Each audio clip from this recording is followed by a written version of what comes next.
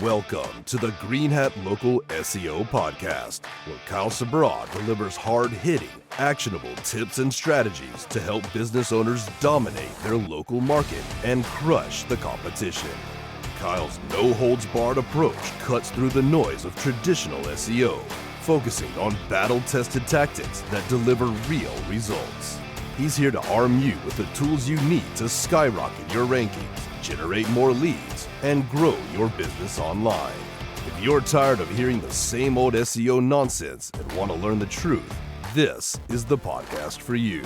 Get ready to put on your green hats and learn SEO secrets the other guys can't handle. Now, here's your host, Kyle Cena'd.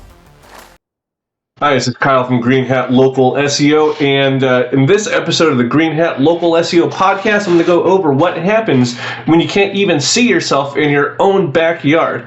And yeah, I'm still sick. It's because I'm recording a whole bunch of these in one day, so I'll probably be sick to you people for the next month or so. But anyway, all the time I have people coming up to me saying, I Googled my keywords, I'm a couple blocks away, and I can't even see myself. I'm practically in my own backyard, not showing up on Google.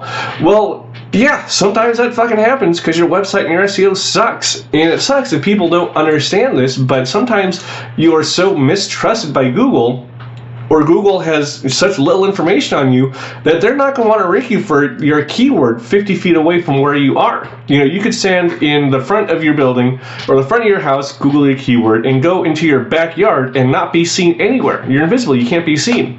And then you open up a local Falcon or a local Dominator report, and it shows 20 plus everywhere, right?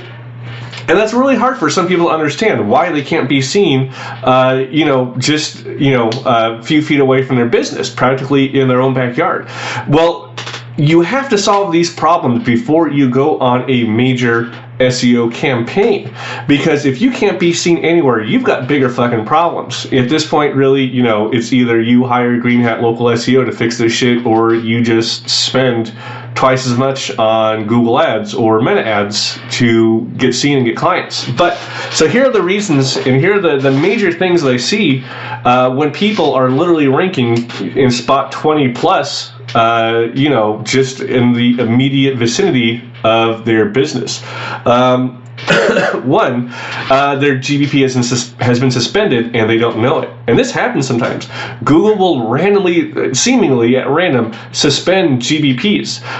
About once every 18 months or so, Google tends to go through a ban wave to where they will ban fake GBPs, and they will ban lead gen GBPs that blackhat SEOs like me set up to do lead gen, and they actually aren't real businesses. And that's just the nature of the game. I know this is going to happen, and it happens.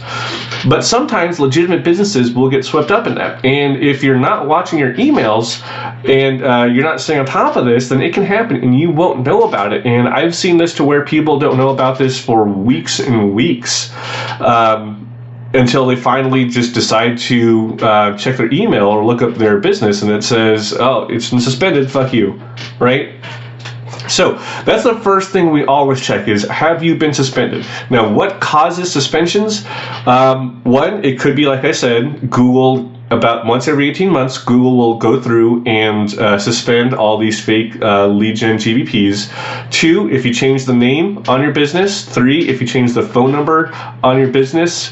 Four, number two and three, these are things that don't really seem like they should cause a suspension, but they do. It's because Google wants to make sure that nobody has taken over your GBP without your knowledge or consent. So changing the name and changing the phone number almost always leads to a temporary suspension until you can show Google, the proof of documents or get it re-verified somehow. Another one too is competitors can go in there and mass report your listing.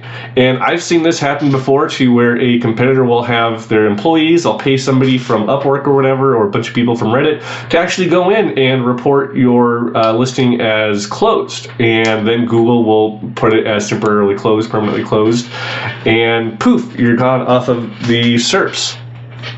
Another thing too I see is if there is no website attached to a GBP, people don't realize how important websites are, how powerful they can be for your GBP. I've seen time and time again, to where somebody will have a GBP, they'll come to me for assistance. I'll be like, well, where's your website? Like, oh, I don't need one. I don't need a website. I just get phone calls and word of mouth. Well, motherfucker, you need a website if you want people to get a hold of you, if you want Google to understand who you are.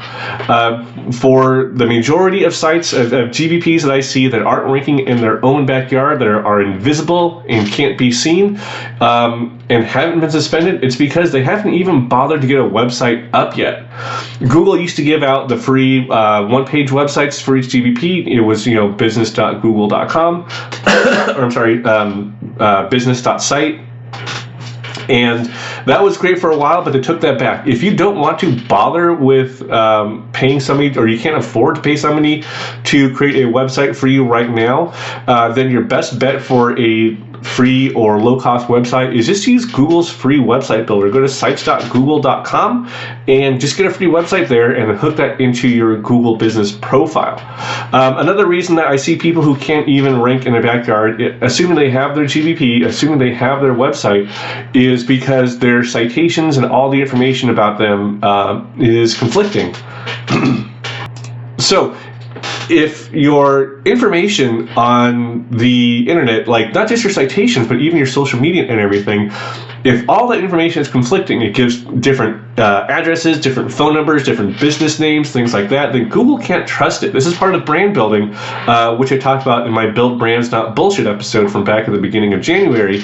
Brand building is probably the number one thing that you need to do for local SEO now. And if you do not have a brand, or your brand just makes no fucking sense to Google, they're not going to rank you, 100 feet away from your business, because if they can't trust what they're seeing online, they're not going to trust you. And Google wants to give the best search results possible.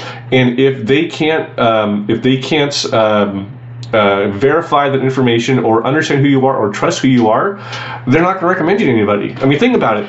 Would you recommend a contractor that you didn't really trust to your friends? Fuck no. Somebody comes up to you and is like, hey, who's the best contractor you know? You're not going to talk about Billy Bob, who is unlicensed and built your deck, with fucking 2x4s instead of 4x4s and everything, right? No, fuck them. Google is the same way, right? If Google cannot trust you, they are not going to recommend you to somebody who is coming to them looking for a contractor, right?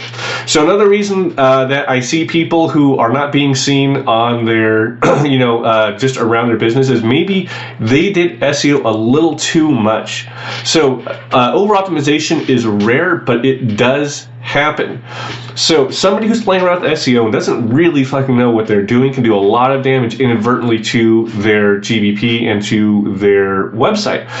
Some of the biggest things, the biggest culprits I see of this are utilizing CTR properly, using agency assassin and utilizing that improperly, using driving direction manipulation improperly, or just trying to spam every single goddamn keyword on their site and creating a whole bunch of low quality content. You saw this a few years ago.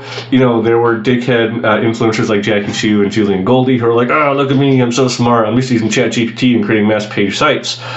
And then they lost all their shit, which is why you don't see them talking about that anymore. Well, unfortunately, a lot of people who didn't really know that this was a load of bullshit tried doing this too, and they got their sites smacked down. And I've seen a lot of local home service-based businesses who did this, who got hit with spam penalties, pure spam penalties on their site, and just got completely wiped off the face of Google.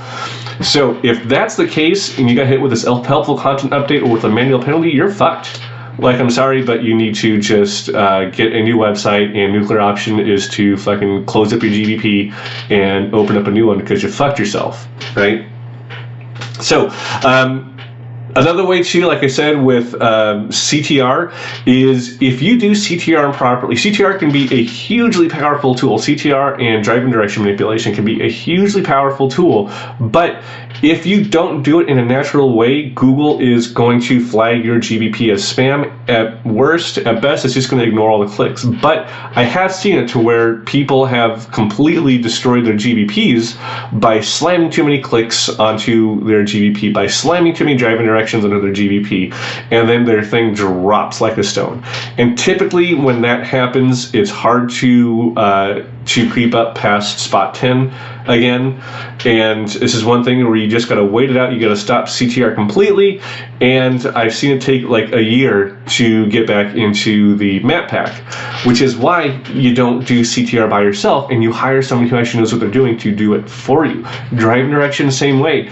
If you were getting 1 or 2 driving directions a day, all of a sudden you're shooting 10, 15, 20 per day. Well, Google knows that's not really, that's not natural, right? So when that happens, then at best, Google starts to ignore these driving directions, even legitimate ones from actual customers. And if you keep doing it, then what's going to happen is Google is going to slap a penalty on your GBP.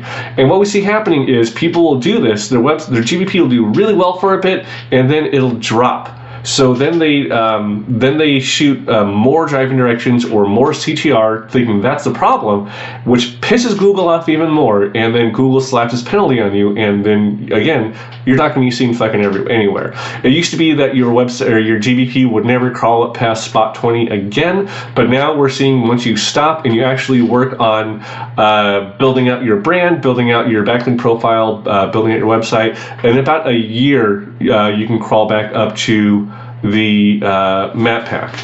And again, this counts also for exactly where you are on the map. Like, Google will slap you down even right on top of your latitude and longitude. So a smaller thing that we see, which is less common, is if it's a service area business, if you don't have a physical location, it's going to be really hard to rank in maps, especially for near me keywords. And if you are the only one out of your competitors who does not have a physical location and the rest of your competitors do, then you can kiss any sort of rankings bye-bye, because Google has no trust in you at that point, even, like I said, right on top of where you are. That doesn't mean that you can't rank there, but it is going to be harder, and it is going to take a longer time to rank in your own backyard. So that's about it for this episode. If you have any other questions, go ahead and contact us atghls.io, or if you just want us to do your SEO for you, because fuck it, you got better things to do, right? And you don't want to fuck up your CTR or your driving directions, right?